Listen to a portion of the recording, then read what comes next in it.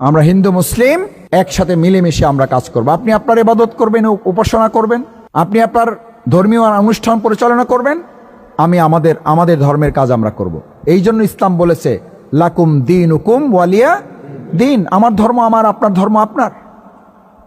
আপনি আমার ধর্মে আঘাত করতে পারবেন না, আমরাও আপনার ধর্মে আঘাত করতে পারবো না। এতে ইসলামের বিধান, এতে ইসলামের নীতি। সুতরাং ইসলামের নীতি যদি কেউ মানে, তাহলে ইসলামের ইবাদত করা যেমন দায়িত্ব, অন্য এক ধর্মের তারা তাদের উপাসনা করবে, এটার রক্ষা করার দায়িত্ব ইসলামেরই। মুহাম্মদ রাসূলুল্লাহ সাল্লাল্লাহু আলাইহি সাল্লাম জাহিলি মদিনা, অন্ধকার মদিনাকে যখন সোনার মদিনা করতে চেয়েছিলেন এবং করেছেন যখন, তখন ভিন্ন ধর্মাবলম্বী যারা ছিলেন তারা কি মদিনা ছেড়ে পালাইছে না মদিনাতে থাকছে?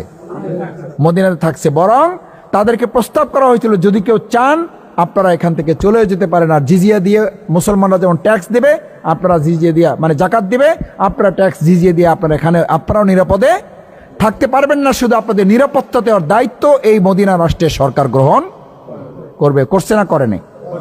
এবং আপনাদের মনে আছে, ইতিহাস সাক্ষী, একজন ভিন্ন ধর্মাবলম্বীও ওই মদিনা থেকে কোথাও চলে যায় নাই। তারা বলেছিল জাহিলি মদিনার চেয়ে মুহাম্মাদের এই মদিনা আমাদের জন্য অনেক বড় নিরাপদ।